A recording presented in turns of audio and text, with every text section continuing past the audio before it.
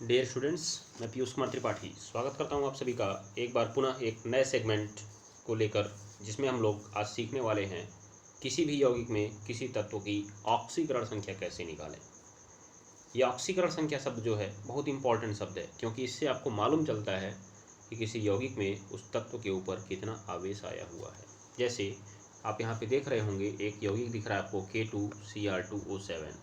अब अगर इस यौगिक की बात करें तो आपको इसमें पोटेशियम पर ज्ञात होना चाहिए कितना आवेश आया है, क्रोमियम पर ज्ञात होना चाहिए कितना आवेश आया है, ऑक्सीजन पर ज्ञात होना चाहिए कितना आवेश आया है। इसी बात को हम कहते हैं ऑक्सीकरण संख्या। याद रखना इस बात को। तो हम जब इसकी बात करते हैं तो सवाल ये उठता है कि ऑक्सीकरण संख्या जरूरी क्यों है। तो मैं आपको सबसे पहले एक बात बता दूं कि ऑक्सीकरण संख्या जरूरी किस लिए है। तो चलिए आगे चलते हैं। उससे पहले ये 2 क्लासेज पीछे आ चुकी हैं, अगर आपने इनको नहीं देखा होगा तो मैंने इसका लिंक डिस्क्रिप्शन में प्रोवाइड करा दिया है, आप वहाँ से इन क्लासेज को ज़रूर देख लीजिएगा, क्योंकि ये बहुत इंपॉर्टेंट है। अगर आप इनको जानते हैं तो ऑक्सीकरण संख्या निकालना एकदम आसान हो जाएगा, याद रखिएगा। तो ये 2 क्लासेज आयनिक यौगिक और अम्लों के नाम जरूर देखिएगा, भूलिएगा मत इसको। आइए हम बात करते हैं कि भैया ये ऑक्सीकरण संख्या हमारे लिए ज़रूरी क्यों है। तो मैं आपको बता दूँ कि आपके लिए कक्षा 10 याद रखिएगा, फिर कक्षा 11 और कक्षा 12 में एक बहुत महत्वपूर्ण शब्द आता है ऑक्सीकरण और अपचयन का। ऑक्सीकरण और अपचयन का याद रखिएगा। तो अगर आप ऑक्सीकरण संख्या शब्द जान जाते हैं तो ऑक्सीकरण और अपचयन आपके लिए एकदम आसान हो जाएगा। ये बात को ध्यान में रखिएगा। जैसे अगर कोई अभिक्रिया लिख कर दे दी गई, उसमें पूछ लिया गया भैया बताइए ऑक्सीकरण हो रहा है कि अपचयन, तो आपको दिक्कत हो सकती है। परंतु अगर आपने ऑक्सीकरण संख्या पढ़ा है तो आराम से बता सकते हैं कि ऑक्सीकरण हो रहा है कि अपचयन हो रहा है। ठीक है ना, ये बात को ध्यान में रखिएगा। तो सबसे पहले तो हम ऑक्सीकरण संख्या की परिभाषा जान लेते हैं। यहाँ पे देखिए आपके सामने ऑक्सीकरण संख्या की परिभाषा दिख रही है। क्या लिखा हुआ है जरा आप बताएंगे। किसी यौगिक में, ये बात को मैं पहले सबसे पहले आपको बता दे रहा हूँ कि यहाँ पर किसी यौगिक की बात हो रही है, अर्थात ऑक्सीकरण संख्या किसी यौगिक में ही होती है। ठीक है, ये बात मैं आपको बता दे रहा हूँ। तो किसी यौगिक में किसी तत्व के एक परमाणु के ऊपर जो आने वाला आवेश होता है उस तत्व की ऑक्सीकरण संख्या कहलाता है, चाहे वह अवास्तविक हो चाहे वह आभासी हो। मतलब लगे कि उस पर आवेश आया है परंतु वास्तव में नहीं आया है। ऐसा लग रहा है कि हाँ इसके ऊपर 5 प्लस आ गए हैं, लेकिन आए नहीं हैं, क्योंकि मैंने आपसे कहा था कि मैक्सिमम कोई भी पदार्थ या कोई भी तत्व 3 इलेक्ट्रॉन तक त्याग सकता है, 3 से ज़्यादा नहीं त्याग सकता है। तो मान लीजिए कि हमको मिल गया क्रोमियम के ऊपर 7 प्लस, तो अब बताइए ज़रा, या क्रोमियम के ऊपर 6 प्लस, मैक्सिमम 6 होता है, गलत नहीं बोलूँगा मैं, क्रोमियम के ऊपर मैक्सिमम 6 होता है। तो क्रोमियम का 6 प्लस आ गया, तो क्या 6 धनावेश 6 इलेक्ट्रॉन त्यागा क्रोमियम में? नहीं, ऐसा लगा कि क्रोमियम के ऊपर 6 आवेश आया है। जानते हैं क्यों?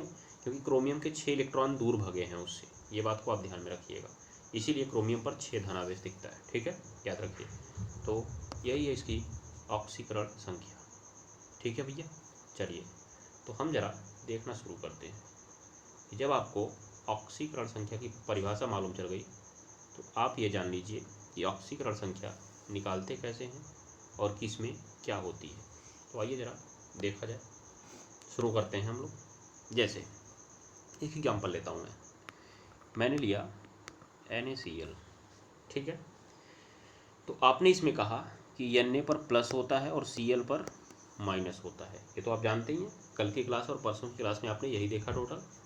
तो यही जो आवेश है यही है ऑक्सीकरण संख्या। याद रखिएगा, यही जो आवेश है भैया यही है ऑक्सीकरण संख्या। ये बात को आप ध्यान में रखिएगा। तो मैंने आपसे क्या कहा कि ऑक्सीकरण संख्या किसी यौगिक में किसी तत्व के ऊपर जो आने वाले आवेश है उसी को बताती है। ठीक है, तो सबसे पहली बात यहाँ पे आप समझिए कि ऑक्सीकरण संख्या केवल यौगिक में होती है, केवल यौगिक में होती है, केवल यौगिक में होती है। ठीक है, याद रखिए। जब आप बात करते हैं किसी तत्व की या तत्व के किसी अणु की, तत्व की बात करते हैं या तत्व के किसी अणु की बात करते हैं, तो उसकी ऑक्सीकरण संख्या सदैव 0 होती है।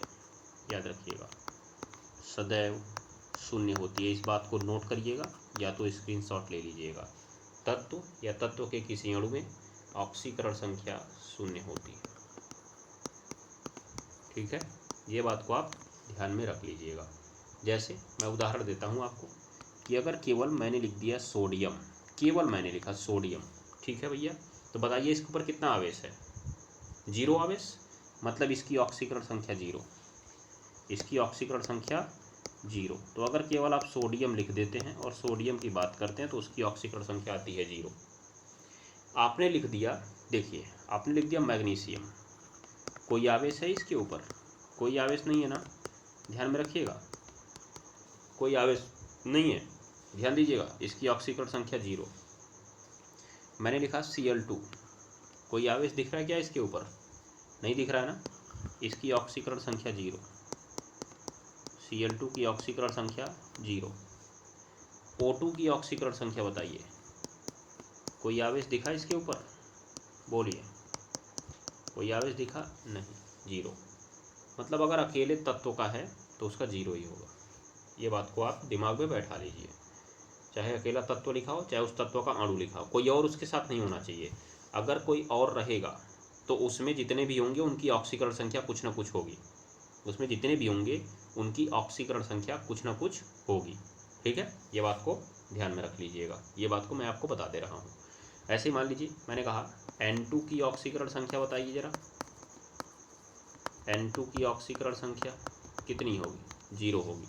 ठीक है भैया, मान लीजिए मैंने पूछा बताइए एल्यूमिनियम की ऑक्सीकरण संख्या कितनी होगी? कितनी होगी? 0 होगी। मतलब किसी तत्व का परमाणु हो या कोई तत्व का अणु हो, उसके अलावा कोई और नहीं होना चाहिए, एक ही तत्व होना चाहिए, तो उसकी ऑक्सीकरण संख्या हमेशा 0 होगी, उसकी ऑक्सीकरण संख्या हमेशा 0 होगी। तो इस बात को ध्यान में रखिएगा। मतलब यहाँ पे मैं लिख देता हूँ एक ही तत्व या तत्व के किसी अणु, मतलब एक ही तत्व होना चाहिए, ठीक है, उससे ज़्यादा नहीं होना चाहिए। ठीक है ना, ये बात को आप ध्यान में रखिएगा। उसके बाद मैं बात करता हूँ कि मान लीजिए कि हमारे पास जैसे ये आ गया H2O, तो क्या इसमें एक ही तत्व है? नहीं, इसमें 2 प्रकार के तत्व आ गए, एक हाइड्रोजन एक ऑक्सीजन। तो दोनों की ऑक्सीकरण संख्या कुछ ना कुछ होगी, दोनों की ऑक्सीकरण संख्या कुछ ना कुछ होगी। ठीक है, ये बात को ध्यान में रखिएगा। अब उसके बाद मैं एक चीज़ और यहाँ पे बताता हूँ, देखिए कुछ बातें और लिखिए, फिर हम चलते हैं थोड़ा आगे। वो तो हो गया आपका किसी तत्व की या तत्व के अणु की। अब आइए किसी यौगिक में, किसी यौगिक में ध्यान में रखिए, देखिए किसी यौगिक की संपूर्ण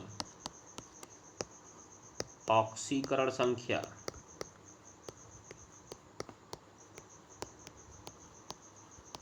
शून्य होती है।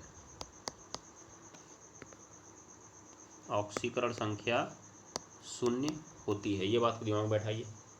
किसी यौगिक की संपूर्ण ऑक्सीकरण संख्या 0 होती है, मतलब समझ रहे हैं आप, किसी यौगिक की संपूर्ण ऑक्सीकरण संख्या से क्या अर्थ है कि मान लीजिए मैंने H2O लिखा, तो मैं अगर टोटल H2O का आपसे पूछता हूँ तो बताइए H2O की ऑक्सीकरण संख्या क्या है?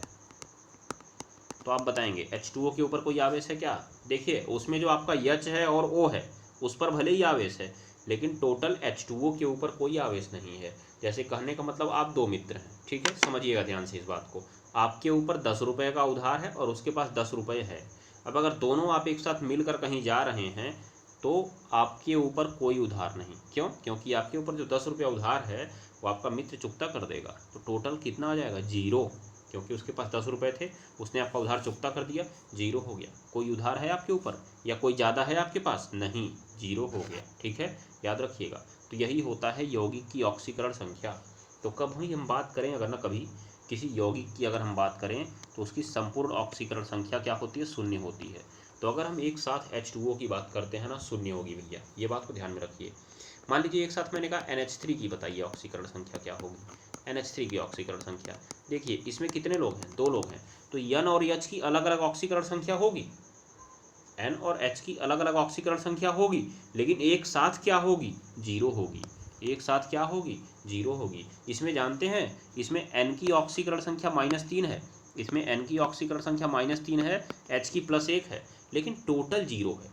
टोटल 0 है। मतलब मैंने आपसे पूछा n की ऑक्सीकरण संख्या क्या है, तब आप बताएंगे -3। अभी मैं निकाल के दिखा भी रहा हूँ कैसे -3 आता है, याद रखिएगा।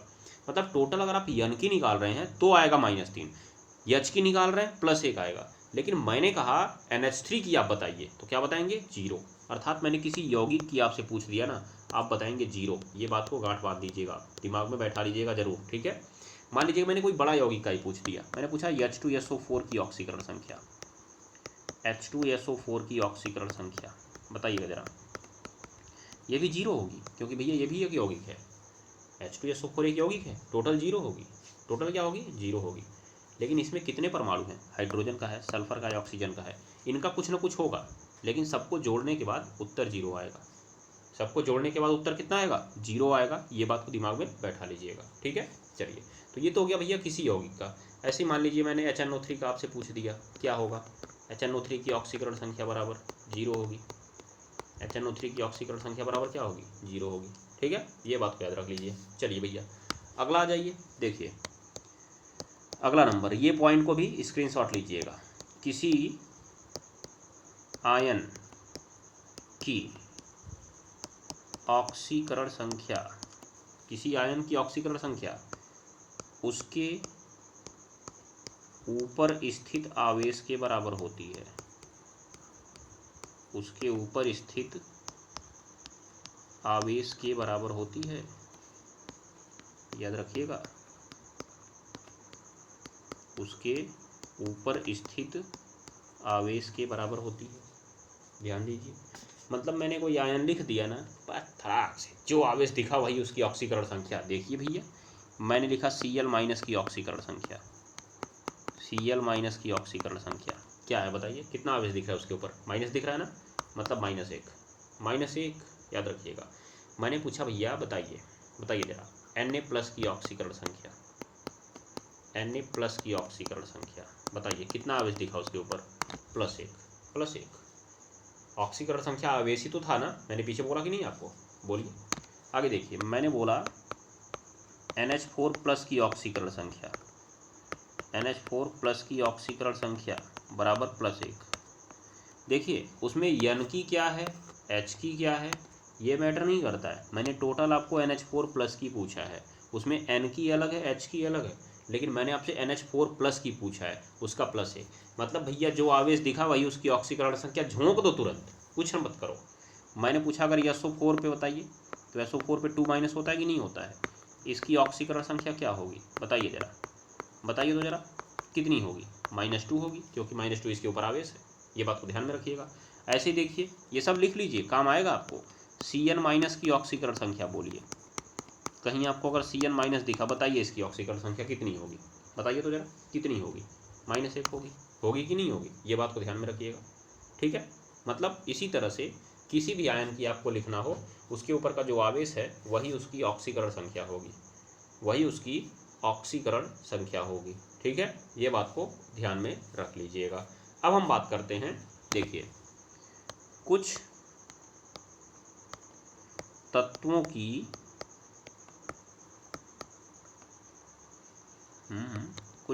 की ऑक्सीकरण संख्या निश्चित होती है, ये ध्यान में रखिएगा। कुछ तत्वों की ऑक्सीकरण संख्या भी यह निश्चित होती है, क्या होती है, निश्चित होती है। ये बात को ध्यान में रख लीजिएगा, कुछ तत्वों की जो ऑक्सीकरण संख्या होती है वो निश्चित होती है। मैं इस बात को आपको बता दे रहा हूँ, ठीक है। जैसे देखिएगा आप, जैसे पहले पॉइंट पे आ जाइए, मैं लिखता हूँ क्षार धातुएं,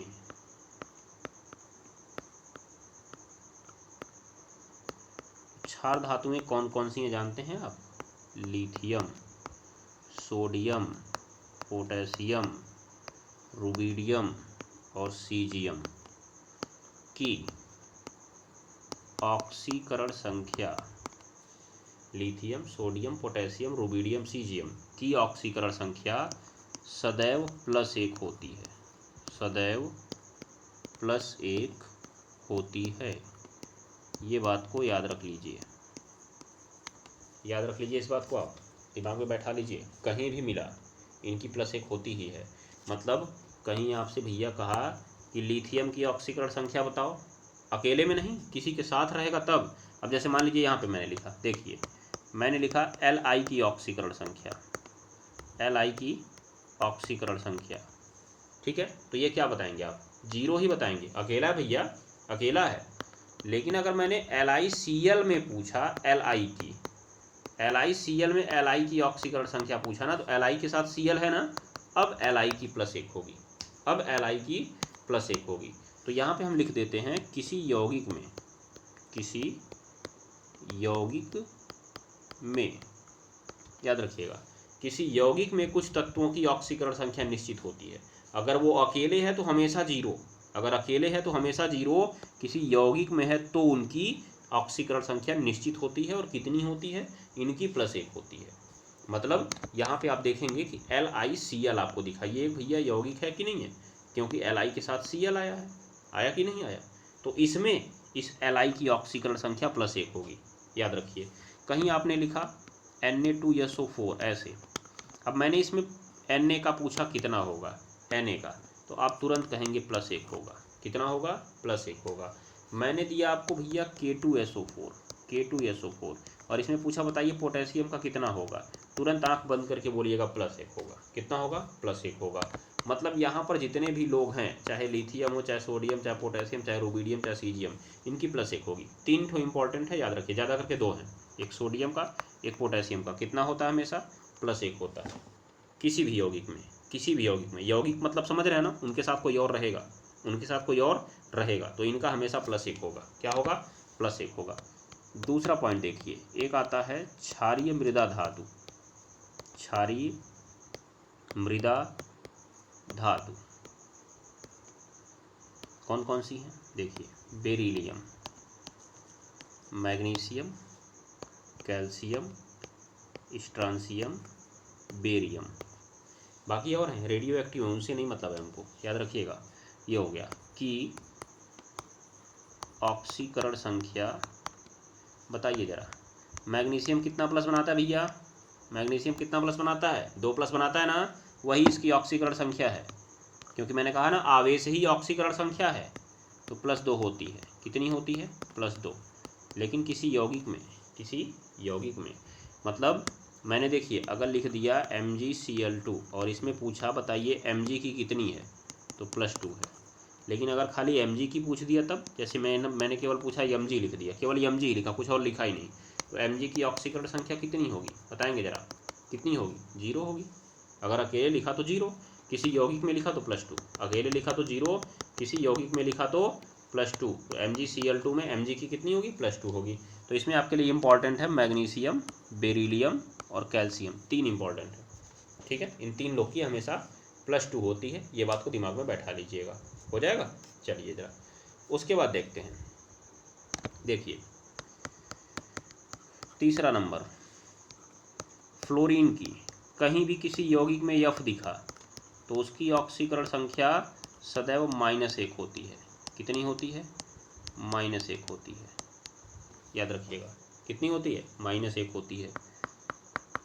चौथा नंबर देखिएगा, क्लोरीन, ब्रोमीन और आयोडीन की ऑक्सीकरण संख्या भी -1 होती है। बताइए ज़रा, क्लोरीन क्या बनाता है? Cl- बनाता है, Br- बनाता है, I- बनाता है, बनाता है कि नहीं बनाता है? मतलब उनकी ऑक्सीकरण संख्या कितनी होती है? -1 होती है। कितनी होती है भैया? -1 होती है। ये बात को याद रखिए, इंपॉर्टेंट है ये, वेरी इंपॉर्टेंट, ये पॉइंट इज वेरी इंपॉर्टेंट, याद रखिए। क्लोरीन, ब्रोमीन, आयोडीन -1, फ्लोरीन -1, कहीं पर भी दिखा भैया -1, तुरंत झोंको -1, ठीक है। उसके बाद मैं आपको एक और बात बताता हूँ। देखिए 5वां नंबर, ऑक्सीजन की ऑक्सीकरण संख्या -2 होती है। कितनी होती है? -2। अरे आप जानते नहीं क्या ऑक्सीजन 2 माइनस बनाता है? बनाता है कि नहीं बनाता है? -2 होगी। यह सब किसी यौगिक में है भैया, मतलब इनके साथ कोई रहेगा तभी होगा। जैसे मान लीजिए मैंने लिखा H2O, अब मैंने पूछा H2O में ऑक्सीजन का कितना है? H2O में केवल ऑक्सीजन का कितना है? -2 है, -2 फिक्स है, याद रख लीजिएगा, ठीक है। उसके बाद एक और चीज़ लिख लीजिएगा, देखिए जिनके नाम में परऑक्साइड लगा होता है, जिनके नाम में परऑक्साइड लगा होता है, अगर परऑक्साइड है तो परऑक्साइड, कल एक मैंने परऑक्साइड आयन आपको लिखवाया था परसों की क्लास में, उसको ज़रा याद करिएगा। परऑक्साइड आयन, परऑक्साइड आयन का सूत्र होता है O2 के ऊपर 2-, मतलब 2 के ऊपर 2 है तो 2 से 2 कट जाएगा, कितना आएगा, 1- आएगा ना। तो परऑक्साइड में ऑक्सीजन की जो ऑक्सीकरण संख्या है वो भैया -1 होती है। कितनी होती है, -1 होती है, याद रखिएगा। मतलब हमेशा ऑक्सीजन की -2 आप मानेंगे, लेकिन अगर किसी यौगिक में बोल दिया ये परऑक्साइड है तो वहाँ पे उसकी -1 मानेंगे। कितना मानेंगे, -1 मानेंगे। हो जाएगा, ये भी आपने लिख दिया। चलिए भैया, और कोई है, और तो कोई खास इसमें नहीं दिख रहा है। हाँ, तो इतने लोग का है, इनका लोग का आपको ध्यान में रख लेना है। बाकी ये पीछे के पॉइंट्स आप याद रखिएगा। ये वाले पॉइंट यहाँ पे जाओ, मैंने कहा कहाँ गया भैया, यहाँ पे मैंने कहा किसी आयन की ऑक्सीकरण संख्या उसके ऊपर के आवेश के बराबर होगी। किसी आयन की ऑक्सीकरण संख्या उसके ऊपर के आवेश के बराबर होगी, और किसी यौगिक की ऑक्सीकरण संख्या 0 होगी। मतलब अगर एक साथ मैंने पूछा था, देखिए अगर मैंने इसमें केवल ऑक्सीजन का पूछा है तो आपको ऑक्सीजन का -2 बताना पड़ेगा, ध्यान में रखिएगा। लेकिन अगर मैंने पूरा एक साथ बोला है तो उसका 0 होगा। यहाँ HNO3 में जो H है इसका +1 होगा। कितना होगा, +1 होगा। लेकिन टोटल HNO3 का 0 होगा। टोटल HNO3 का क्या होगा, 0 होगा। ये बात को अपने दिमाग में आप घुसा लीजिए, बैठा लीजिए। मतलब अगर कहीं लिखना पड़े डायरेक्ट, भैया बताओ HNO3 की ऑक्सीकरण संख्या क्या है, 0 है। ठीक है, याद रखिएगा। वैसे इनकी ज़रूरत नहीं पड़ेगी, ये जो छोटे छोटे वाले हैं ना, इन्हीं की कहीं कहीं ज़रूरत पड़ जाती है हमको। ये H2O की ऑक्सीकरण संख्या कितनी है, NH3 की ऑक्सीकरण संख्या कितनी है, इन्हीं लोग की ज़रूरत पड़ जाती है। हमारे पास एक यौगिक आता है कार्बन मोनोऑक्साइड। कार्बन मोनोऑक्साइड, ये देखिएगा CO, कार्बन मोनोऑक्साइड।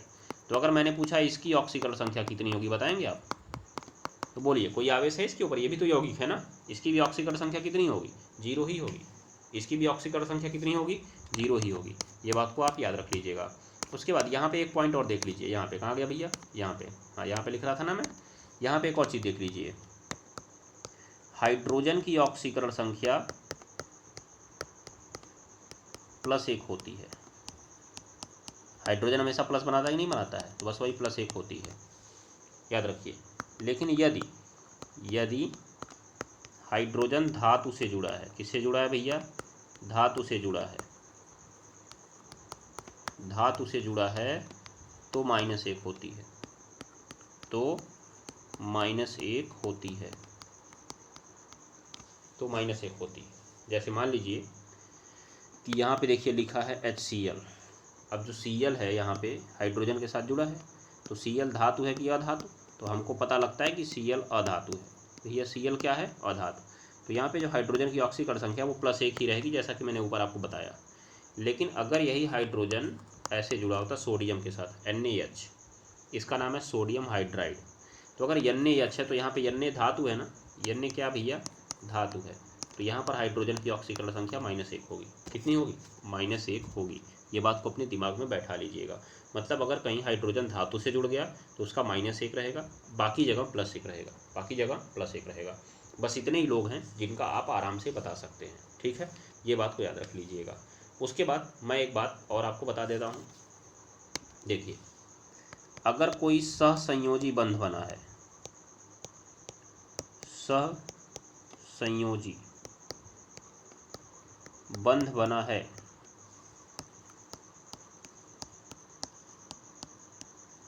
तो एक बंध का योगदान, एक बंध का योगदान, ठीक है, देखिएगा, कम विद्युत ऋणीय तत्व के लिए, कम विद्युत ऋणीय तत्व के लिए +1 होता है, और अधिक विद्युत ऋणीय तत्व के लिए -1 होता है। इसका +1 और उसका -1, ये बात को ध्यान में रखिए। जैसे मान लीजिए कि हमने देखा कि A और सिंगल बॉन्ड B जुड़ गया। ठीक है, याद रखिएगा, यहाँ पे दिमाग लगाइएगा। एक बंध का जो योगदान है, कम वाले के लिए +1 और ज़्यादा वाले के लिए -1। तो अभी तो यहाँ पे पता नहीं कौन सा कम है ज़्यादा है। मान लीजिए मैंने लिख दिया A का कम है और B का क्या है, अधिक है। ठीक है, तो एक बंध बना है ना, तो A के लिए +1 होगा, B के लिए -1 होगा।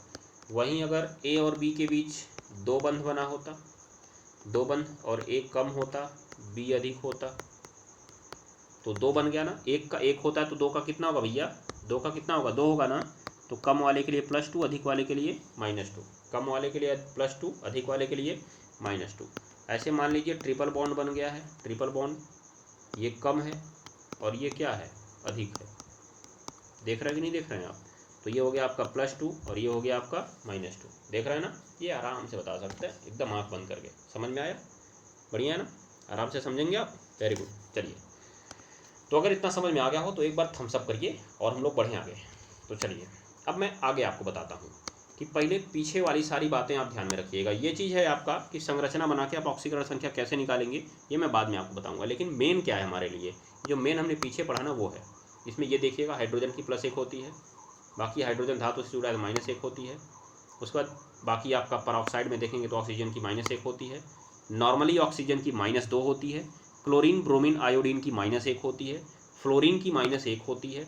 उसके बाद आपका barium, beryllium, magnesium, calcium, strontium, barium की हमेशा +2 होती है, +2 होती है। उसके बाद lithium, sodium, potassium, rubidium, caesium की +1 होती है। लेकिन कहाँ पर, किसी यौगिक में, अर्थात जब इनके साथ कोई ना कोई रहेगा तब, जब इनके साथ कोई ना कोई रहेगा तब, अन्यथा अकेले नहीं, अकेले नहीं, कोई ना कोई रहेगा तभी। ठीक है भैया, ये बात को दिमाग में रखिएगा आप लोग। ठीक, चलिए तो आगे बढ़े हम लोग। यहाँ पे देखिए, किसी आयन की ऑक्सीकरण संख्या उसके आवेश के बराबर होती है, किसी आयन की ऑक्सीकरण संख्या उसके आवेश के बराबर होती है। किसी यौगिक की ऑक्सीकरण संख्या 0 होती है। किसी यौगिक, अगर मैंने एक साथ केवल पूरा यौगिक ही बोला, उसके तत्व को नहीं बोला, तो 0 होती है। अगर कोई तत्व अकेला है तो उसकी 0 होती है।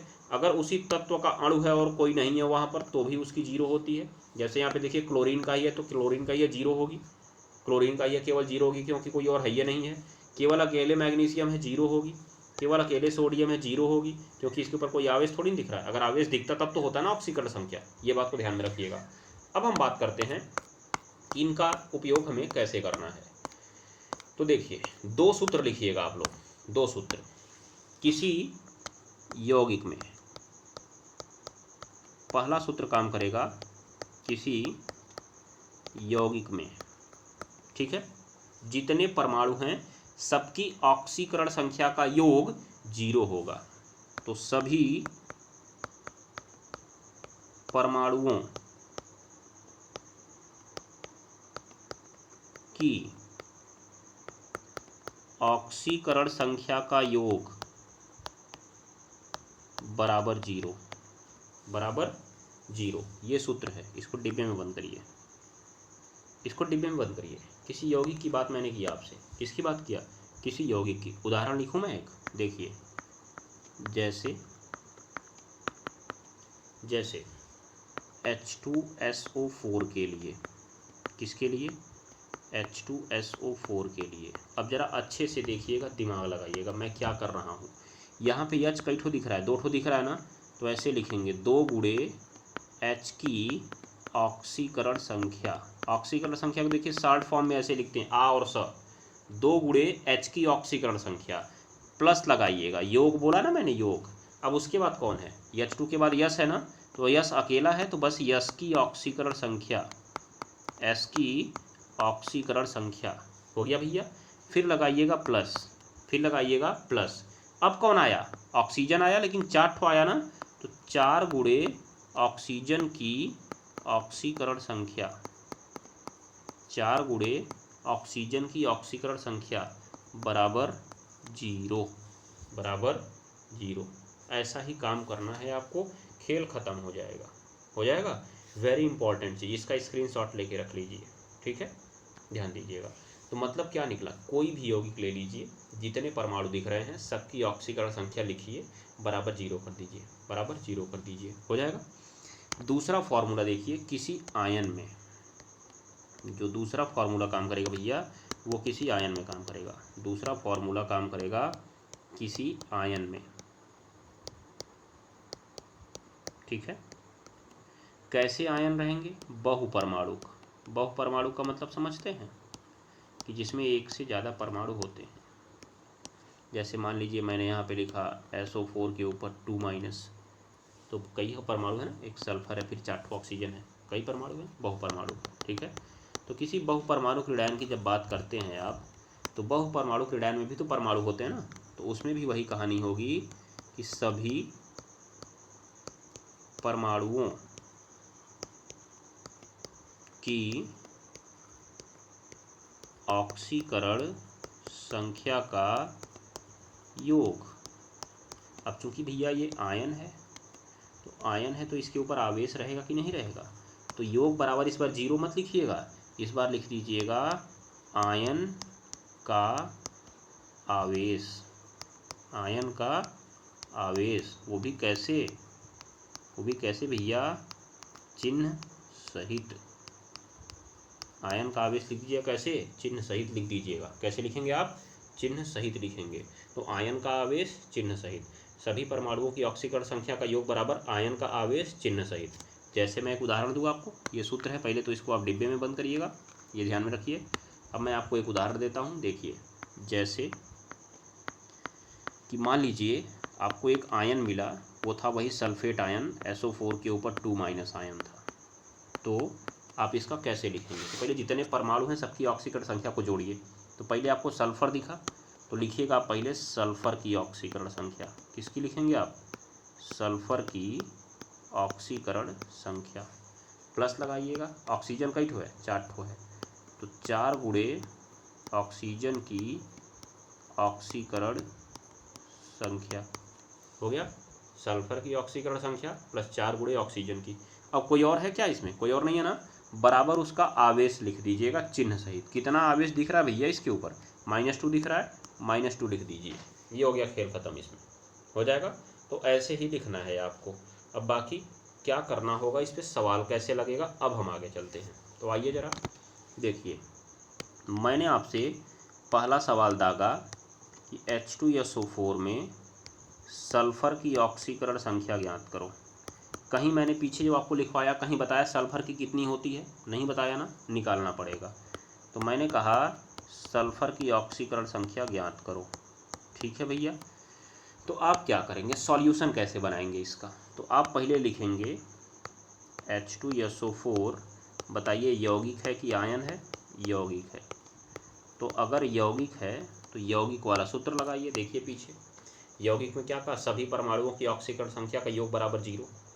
सभी परमाणुओं की ऑक्सीकरण संख्या का योग बराबर 0, ये बात को आप ध्यान में रखिएगा। तो इसमें जितने भी परमाणु हैं सबको जोड़िए। पहले आपको क्या मिला भैया, हाइड्रोजन मिला। तो आप कितने हाइड्रोजन देख रहे हैं, 2 देख रहे हैं, तो 2 गुणे हाइड्रोजन की ऑक्सीकरण संख्या, ऐसे लिखिए। प्लस लगाइए, किसकी लिखिए, सल्फर की ऑक्सीकरण संख्या लिखिए, सल्फर की ऑक्सीकरण संख्या लिखिए। प्लस लिखिए 4 गुणे ऑक्सीजन की ऑक्सीकरण संख्या, 4 गुणे ऑक्सीजन की ऑक्सीकरण संख्या। और यौगिक है तो बराबर क्या रहेगा भैया, यौगिक है तो बराबर क्या रहेगा, 0। बराबर क्या रहेगा, 0। अब देखिए जरा, इसमें आपको जिसकी जिसकी मालूम है उसकी वैल्यू रख दीजिए। तो उसके लिए आप वहीं चलेंगे जो पीछे आपने स्क्रीनशॉट लिया हुआ है। यहाँ पे देखिए जरा, यहाँ पे देखिए, हाइड्रोजन की ऑक्सीकरण संख्या क्या होती है, +1 होती है। हाइड्रोजन की ऑक्सीकरण संख्या +1 होती है, ठीक है, हमेशा। लेकिन जब धातु से जुड़ा होगा तो -1। धातु से जुड़ेगा ना तो उसके साथ कोई और नहीं रहेगा, लेकिन वहाँ तो बहुत सारे लोग हैं ना, याद रखिए वो धातु नहीं है। हाइड्रोजन का हमेशा +1 मानिएगा आप लोग, याद रखिए, ठीक है। परऑक्साइड है तो ऑक्सीजन की -1, परऑक्साइड होगा तो बताया जाएगा आपको परऑक्साइड होगा, वो भी नहीं मानना है आपको। अगर ऑक्सीजन की ऑक्सीकरण संख्या माननी है, हमेशा मानिए +2, हमेशा मानिए भैया +2, कभी भी ऑक्सीजन की ऑक्सीकरण संख्या +2। उल्टा बोल रहा हूँ मैं, -2, कितना, -2। क्लोरीन ब्रोमीन आयोडीन की माननी है -1, क्लोरीन की माननी है -1। उसके बाद पीछे देखिएगा, यहाँ पे barium, magnesium, calcium, strontium, barium, ये बेरिलियम है, इनकी ऑक्सीकरण संख्या हमेशा +2 मानिए। क्या मानिए, +2 मानिए, याद रखिएगा। तो अब जरा चलते हैं हम लोग अपने सवाल पे चलते हैं, अपने सवाल पे चलते हैं। क्या यहाँ था हमारे पास, क्या था हमारे पास यहाँ पे देखिए। तो पहले है 2 गुणे हाइड्रोजन की है, 2 गुणे हाइड्रोजन की। तो अभी मैंने कहा ना, हाइड्रोजन की हमेशा क्या मानेंगे आप, +1 मानेंगे। कितना मानेंगे भैया, +1 मानेंगे। हाइड्रोजन की हमेशा कितना मानेंगे, +1 मानेंगे। और प्लस सल्फर की आपको निकालने को बोला, आपसे कहा सल्फर की निकालिए, तो जिसका नहीं मालूम है उसको x मानिए। और प्लस 4 गुणे ऑक्सीजन की मैंने कितना कहा, कितना मानेंगे आप, -2 मानेंगे। बराबर क्या आएगा भैया, 0 आएगा। 2 एक कम कितना होता है, +2 होता है। और प्लस क्या होता है, x होता है। और 4 दूनी -8 होता है, बराबर क्या होता है, 0। तो x और चूंकि घट जाएगा 8 में से 2, ये प्लस माइनस है, ये प्लस है, चिन्ह विपरीत है, घट जाएगा, -6 बराबर 0, तो यक्स बराबर क्या आ जाएगा भैया, +6 आ जाएगा। कितना आ जाएगा जी, +6 आ जाएगा। देखिए तो सल्फर की ऑक्सीकरण संख्या कितनी होगी भैया, सल्फर की ऑक्सीकरण संख्या कितनी आ गई, +6 आ गई। कितनी आ गई, +6 आ गई। ये उत्तर हो गया आपका। ऐसे ही ऑक्सीकरण संख्या निकालनी है, ऐसे ही ऑक्सीकरण संख्या आपको निकालनी है। कितना आसान है ना, वेरी गुड। चलिए एक देखते हैं और। मान लीजिए मैंने आपसे पूछा CH4 में कार्बन की बताइए, CH4 में कार्बन की ऑक्सीकरण संख्या बताइए। अब बताइए CH4 भी यौगिक है कि आयन है, कोई आवेश दिखा इसके ऊपर, जिसके ऊपर कोई आवेश नहीं दिखा यौगिक है। अगर यौगिक है तो जितने परमाणु हैं सबको जोड़िए, बराबर 0 करिए। तो पहले एक ठो कार्बन दिखा, तो कार्बन की लिखिएगा ऑक्सीकरण संख्या, कार्बन की ऑक्सीकरण संख्या, और +4 गुणा हाइड्रोजन की ऑक्सीकरण संख्या, 4 गुणा हाइड्रोजन की ऑक्सीकरण संख्या, और बराबर क्या करिएगा, 0। यौगिक है तो 0। अब कार्बन की निकालना है तो कार्बन की यक्स रखिए, 4 गुणे हाइड्रोजन की मैंने कहा +1 मानिए, और बराबर क्या करिए, 0 करिए। क्या करिए, 0 करिए। अब उसके बाद क्या हो गया, यहाँ पे देखिए x और +4 बराबर 0, तो इधर साइड में +4 को उधर भेजेंगे तो क्या आ जाएगा, -4। ये है कार्बन की ऑक्सीकरण संख्या, इसमें -4 कितनी है, -4। ठीक है, ये बात को ध्यान में रखिएगा, हो जाएगा ना, याद रखिए। अब उसके बाद देखिए आगे बढ़ते हैं हम लोग। CH4 का निकल गया। एक मैं आपको दिखा रहा हूँ MgCO3 में, MgCO3 में कार्बन का निकालिए, MgCO3 में कार्बन की ऑक्सीकरण संख्या निकालिए। चलिए ज़रा, तो बताइए MgCO3 मैग्नीशियम कार्बोनेट होता है, यौगिक है कि आयन है। ये कोई आवेश नहीं दिखा तो भैया यौगिक ही है, कोई आवेश नहीं दिखा तो क्या है, यौगिक ही है। हो जाएगा ना, याद रखिएगा। अब उसके बाद देखिए यौगिक ही है अगर ये, तो क्या होगा, इसमें भी वही कहानी। पहले आप लिखिएगा मैग्नीशियम की ऑक्सीकरण संख्या, प्लस कौन आएगा, कार्बन की, प्लस कौन आएगा, कार्बन की ऑक्सीकरण संख्या, प्लस में कौन आएगा, ऑक्सीजन। भैया 3 ठो है, देखिए यहाँ पे 3 ऑक्सीजन दिख रहा है ना, 3 ऑक्सीजन है ना ऊपर, तो 3 गुणे ऑक्सीजन की ऑक्सीकरण संख्या, और बराबर क्या आ जाएगा, 0। बराबर क्या आएगा, 0। अब मैग्नीशियम की जो ऑक्सीकरण संख्या है ये बताइए आप, जो मैग्नीशियम की ऑक्सीकरण संख्या है ये क्या होगी। आपको पीछे मैंने बोला ना, बेरिलियम हो गया, मैग्नीशियम हो गया, कैल्शियम, स्ट्रांसियम, बेरियम, इनका लोग का हमेशा +2 होता है। कितना होता है भैया, +2 होता है। और कार्बन का आपको निकालना ही है, यक्स मानिए, +3 गुणे ऑक्सीजन का मैंने कहा -2 होता है, और बराबर होता है भैया 0। तो +2 + यक्स -6 बराबर क्या आया, 0। फिर वही कहानी, घट जाएगा 6 में से 2, x -4 बराबर 0, -4 उधर जाएगा तो +4। देखिए चिन्ह मत भूलिएगा, चिन्ह हमेशा लगाइएगा, क्योंकि ऑक्सीकरण संख्या आवेश को बताती है, और आवेश हमेशा धन आवेश या ऋण आवेश होता है, ये पता चलना चाहिए। तो यहाँ पे धन आवेश है, किसके ऊपर, कार्बन के ऊपर। तो देखा आपने पीछे कार्बन का -4 आया, यहाँ +4 आया, मतलब ऑक्सीकरण संख्या यौगिक के हिसाब से बदल सकता है, किसी का कुछ भी आ सकता है, किसी का कुछ भी आ सकता है। ठीक है, एक मैं लिखता हूँ H2O2 में ऑक्सीजन का ही पूछ लेता हूँ मैं, H2O2 में ऑक्सीजन का ऑक्सीकरण संख्या निकालिए आप। चलिए ज़रा, तो इस बार देखिए जिसका निकालना है उसको यक्स मानना पड़ेगा, ये नहीं कि बोल दीजिए कि मैं ऑक्सीजन का जानता हूँ, नहीं ऐसा नहीं है, हो सकता है बदल जाए तो क्या करेंगे आप, तो वो मानना पड़ेगा ना उसको यक्स।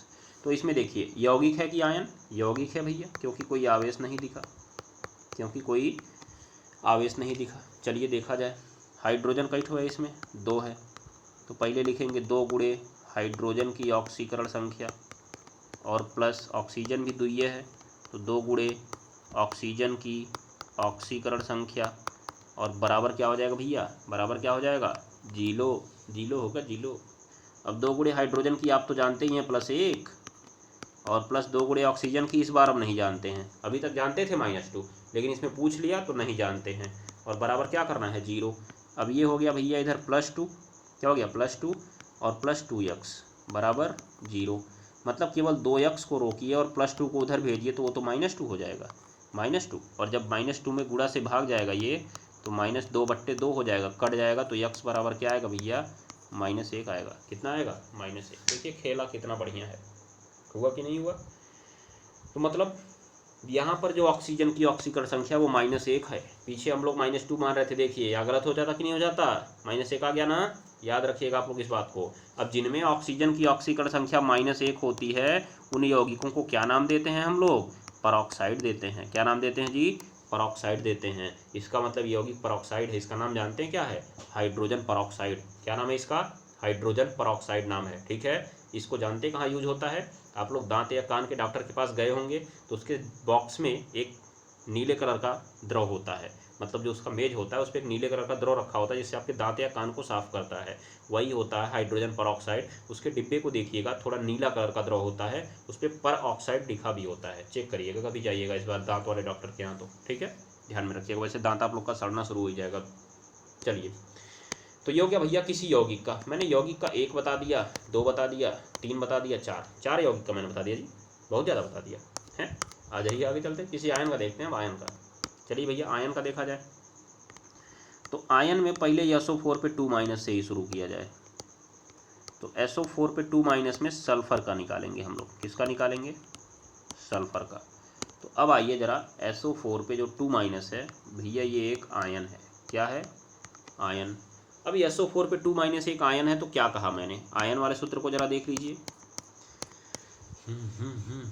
देखिए किसी आयन का क्या है, सभी परमाणुओं की ऑक्सीकरण संख्या का योग बराबर आयन का आवेश चिन्ह सहित, बराबर आयन का आवेश चिन्ह सहित। तो उस आयन के आवेश को आप चिन्ह सहित लिखिएगा। चलिए तो जरा पहले देखिए, पहले तो इसमें भैया सल्फर है तो ऐसे लिखिए, सल्फर की ऑक्सीकरण संख्या प्लस ऑक्सीजन कई ठो है, 4 ठो है, तो 4 गुणे ऑक्सीजन की ऑक्सीकरण संख्या, और बराबर आपको क्या लिखना है, आवेश लिखना है। बराबर आपको क्या लिखना है, आवेश। वो भी कैसे लिखना है भैया, वो भी कैसे लिखना है, चिन्ह सहित लिखना है। यही सूत्र है इसका। अब सल्फर की आपको मालूम है क्या, वही तो पूछ रहा है ना, तो उसके पूछ रहा है तो उसकी यक्स लिख दीजिए, और प्लस 4 गुणे ऑक्सीजन की देखिए, अब आपको मालूम होना चाहिए। मतलब किसी और का पूछ रहा है तो ऑक्सीजन का मालूम रहेगा -2, और बराबर आवेश चिन्ह सहित है। कितना ऊपर आवेश था जी, 2 माइनस है मतलब -2 लिखेंगे, क्योंकि चिन्ह तो हम पहले लगाते हैं ना, याद रखिएगा। तो फिर हो गया x -8 और बराबर आ गया -2। -8 उधर जाएगा +8 हो जाएगा, जबकि -2 उधर पहले से पड़ा है तो +8 हो गया भैया। x बराबर बच गया +6। मतलब यहाँ भी सल्फर की ऑक्सीकरण संख्या +6 है। कितनी है, +6। देखिए क्या खेल है, हो रहा है कि नहीं हो रहा है। आइए ज़रा एक और देखते हैं। NH4+ में N की ऑक्सीकरण संख्या बताइएगा, N की ऑक्सीकरण संख्या। चलिए ज़रा, खेल है सब। आइए, ये भी क्या है भैया, आयन है। क्या है, आयन है। आयन, आयन है कि नहीं बोलिए। तो आयन है तो वही खेल। पहले आप लिखिएगा N की ऑक्सीकरण संख्या प्लस 4 गुणा H की ऑक्सीकरण संख्या बराबर, इसका भी वही खेल, आवेश कैसे, चिन्ह सहित। आवेश कैसे भैया, चिन्ह सहित। चलिए जरा देख लीजिए आगे, बढ़िए आगे। देखिए नाइट्रोजन की मैंने पूछा तो उसका यक्स लिख दीजिए। अब 4 गुणे हाइड्रोजन की मैंने कहा था ना, हमेशा +1 याद रखिए, क्योंकि वैसे भी नाइट्रोजन से जुड़ा है, नाइट्रोजन धातु थोड़ी ना, अधातु है। बराबर आवेश, इस बार आवेश केवल प्लस दिख रहा है ना, मतलब +1 है, कुछ नहीं होता तो +1 है, मतलब प्लस केवल लिखा है तो +1 है। अब उसके बाद देखिए x + 4 × 4 बराबर 0 है। 0 कहाँ से जी, +1 है ना, +1। तो अगर x बराबर आया तो +1 और माइनस क्या हो जाएगा, 4 घट जाएगा, तो x बराबर -3, x बराबर -3 हो जाएगा। खेल खत्म, पैसा हजम। बोलिए बढ़िया है कि नहीं है, दमदार एकदम, अच्छे से समझ में आ गया कि नहीं। तो अब आप किसी आयन का भी निकाल सकते हैं, किसी यौगिक का भी निकाल सकते हैं, कोई दिक्कत नहीं है। अब जरा आइए, मैं आपको एक बड़े यौगिक में लेके चलता हूँ। आइए जरा देखिए, जो आपके थंबनेल में दिख रहा है K4, मैं थोड़ा सा हटाऊँ इसको, K4FeCN6 में Fe की ऑक्सीकरण संख्या निकालिए आप। Fe की ऑक्सीकरण संख्या। ठीक है भैया, चलिए तो इनका कैसे निकलेगा देखिएगा। इसमें Fe का निकालना है, तो पहले बताइए टोटल इसके ऊपर कोई आवेश दिख रहा है क्या? नहीं दिख रहा है, मतलब यौगिक है। भले ही बड़ा सा हो, कितना बड़ा हो, हमसे फ़र्क नहीं पड़ने वाला है। अभी आराम से निकालेंगे एकदम, देखिए खेलते कूदते निकालेंगे, ठीक है ना। देखिए अब आपको Fe का निकालना है, तो Fe का निकालना है तो Fe को छोड़कर सबका पता होना चाहिए, मतलब पोटेशियम का पता होना चाहिए। तो पोटेशियम का मैंने देखा +1 होता है, जब आपने पीछे देखा यहाँ पे पोटेशियम का, देखिए पोटेशियम का आपने कहाँ गया, यहाँ पे देखा, यहाँ देखिए ये आपका पोटेशियम हो गया, सोडियम हो गया, इनका हमेशा +1 होता है, +1 होता है, ये तो जानते हैं आप। उसके बाद देखिएगा, फिर याद करिएगा आप, यहाँ पे याद करिएगा। देखिए यहाँ पर देखिए भैया, यहाँ पे बचा है C और यहाँ पे बचा है N। क्या मैंने कहीं C का ऑक्सीकरण संख्या लिखवाया आपको? C का ऑक्सीकरण संख्या लिखवाया आपको? ये देखिए ज़रा, यहाँ पे देखिए भैया, ये वाला कहाँ गया जी? इसमें देखिए C का निकलवाया +4 आया है, इसमें C का -4 आया है। C का फिक्स ही नहीं है, C का भैया फिक्स ही नहीं है, याद रख लीजिएगा आप लोग। C का फिक्स नहीं है, C का बदलता रहता है, इसलिए कहीं C का पता ही नहीं चलता है। अब बताएंगे हम लोग कि जब हमको C का पता ही नहीं है तो कैसे करें। अब इसमें N का भी तो नहीं पता है, नहीं पता है ना, तो क्या करें हम? तो इसके लिए आपको चलना होगा इस वाले कॉन्सेप्ट पर जो मैंने आपको बताया, और आपको परसों की क्लास वाले सारे आयन याद रखने होंगे जो मैंने आपको आयनिक यौगिकों के नाम वाली सारणी में सारे आयन बताए थे ना, वहाँ पे आपको ध्यान में रखना पड़ेगा। ये बात को भैया ध्यान में रखिएगा। जैसे यहाँ पे देखिए, मैंने यहाँ पे कहा ना, किसी आयन की ऑक्सीकरण संख्या उसके ऊपर के आवेश के बराबर होती है। जैसे Cl- की है -1, Na+ की है +1, इसके पीछे आप देखेंगे यहाँ पे NH4+ की है +1, SO4 पे 2- की है -2, Cn- की है -1। तो वहाँ पे आपको Cn दिख रहा है ना, और Cn के ऊपर होता है माइनस। क्या होता है भैया? माइनस होता है। इसका मतलब Cn का हमको भले कार्बन नाइट्रोजन का अलग अलग नहीं पता है, लेकिन एक साथ तो पता है ना। मतलब जैसे समझिए कि दो मित्र हैं, एक ये हैं एक ये हैं, इनके पास कितना रुपया है, इनके पास कितना रुपया, ये नहीं पता है, लेकिन जब दोनों मिल गए तो दोनों के पास मिला के 10 रुपया है, ये हमको मालूम है। तो अगर मान लीजिए हमारे पास टोटल 5 लोग हैं, और 5 लोग में वो बाकी बचे 3 लोग हैं, उनका पास रुपया है 30 रुपये, 40 रुपये, 50 रुपये, और इनका दोनों को मिला के 10 रुपये है। तो टोटल कितने रुपए हैं? उनका 30 जोड़िए, उनका 40 जोड़िए, उनका 50, और इन दोनों का अलग अलग नहीं पता है, लेकिन दोनों का एक साथ पता है 10 रुपये। तो जोड़ दीजिए 10 रुपये, हो जाएगा ना, खेल खत्म। मतलब जब अलग अलग ना पता हो, एक साथ पता हो, तब भी काम चला लीजिए। तो उनको एक साथ ही रखने दीजिए। मतलब ये दोनों जो हैं एक साथ 10 रुपये मालूम है ना, तो उनको एक साथ ही रखिए, अलग अलग मत करिए। कैसे? जरा यहाँ पे खेल देखिएगा आप। देखिए यही तो खेल है यहाँ का ऑक्सीकरण संख्या का। ये इंपॉर्टेंट है, थोड़ा स्टैंडर्ड लेवल का है, जानना आपके लिए ज़रूरी है, इसलिए मैं बता रहा हूँ आपको। तो देखिएगा इसमें टोटल Cn को भैया हम एक साथ कर देंगे। तो कैसे करेंगे? पहले देखिए पोटेशियम 4 ठो है, तो इसको ऐसे लिखिएगा, 4 गुणे पोटेशियम की ऑक्सीकरण संख्या प्लस Fe लिखा है, अकेले लिखा है, तो लिखिएगा Fe की ऑक्सीकरण संख्या, हो जाएगा। उसके बाद प्लस लगाइएगा 6 गुणे, अब Cn को एक साथ करिए, Cn के नीचे 6 लिखा है ना, तो 6 गुणे टोटल Cn को एक साथ कर दीजिए, Cn की ऑक्सीकरण संख्या, और इसके बराबर क्या रखना है? 0, क्योंकि यौगिक है, हो जाएगा। अब Cn पे आप क्या जानते हैं ज़रा बताइए तो मुझे, Cn पे आप क्या जानते हैं? Cn पे आप खुद माइनस जानते हैं कि नहीं जानते हैं? तो किसी आयन की ऑक्सीकरण संख्या उसके आवेश के बराबर होती है, तो Cn के ऊपर माइनस है, उसकी ऑक्सीकरण संख्या -1 ही होगी। बाकी 4 गुणे पोटेशियम की तो आप +1 जानते ही, 4 गुणे पोटेशियम की आप +1 तो जानते ही हैं, तो 4 गुणे +1 कर दीजिए, और प्लस Fe की ऑक्सीकरण संख्या क्या होगी? x होगी। क्या होगी? x होगी। और प्लस 6 गुणे Cn- का मैंने कहा जितना उसके ऊपर का आवेश था वही ऑक्सीकरण संख्या हो गई 0। तो 4 × 4 प्लस x और -6 बराबर 0। तो 6 में से 4 घट जाएगा, तो x -6 आ जाएगा, सॉरी 6 में से 4 घटेगा 2 आएगा ना, x - 2 बराबर 0 आएगा। तो x बराबर क्या आ जाएगा भैया? +2। क्या आएगा? +2। देखिए यहाँ पे Fe की ऑक्सीकरण संख्या कितनी है? +2 है। तो ऐसे ही अगर आपको कोई बड़ा यौगिक मैंने दे दिया जिसमें अलग अलग लोगों का नहीं पता है, तो एक साथ पता है उसका यूज कर सकते हैं आप, एक साथ पता है आप उसका यूज कर सकते हैं, हो जाएगा ना। तो बोलिए, थम्स अप करिए, समझ में आ गया कि नहीं आ गया? आ गया ना समझ में? चलिए बहुत बढ़िया बात है। तो अगर समझ में आ गया तो ऐसे ही मैं आपको कुछ होमवर्क देता हूँ, घर पे उनको ज़रूर करने का प्रयास करिए, और मुझे बताइएगा कि क्या आपको उत्तर मिले हैं। उनको आप आंसर में कमेंट बॉक्स में बता सकते हैं। HNO3 में इसका N का बताइएगा, किसका बताइएगा? N का। दूसरा मैं यहाँ पे लेता हूँ K2 Cr2O7, इसमें क्रोमियम का बताइएगा। तीसरा लीजिएगा KMnO4, इसमें Mn का बताइएगा। किसका बताइएगा? Mn का बताइएगा। ठीक है। उसके बाद ये देखिएगा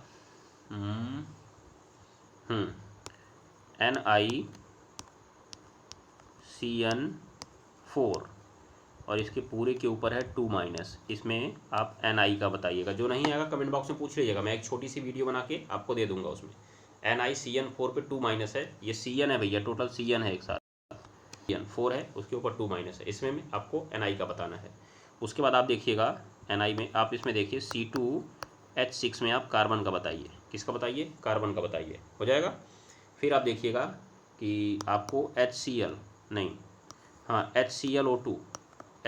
में आप Cl का बताइए। किसका बताइएगा?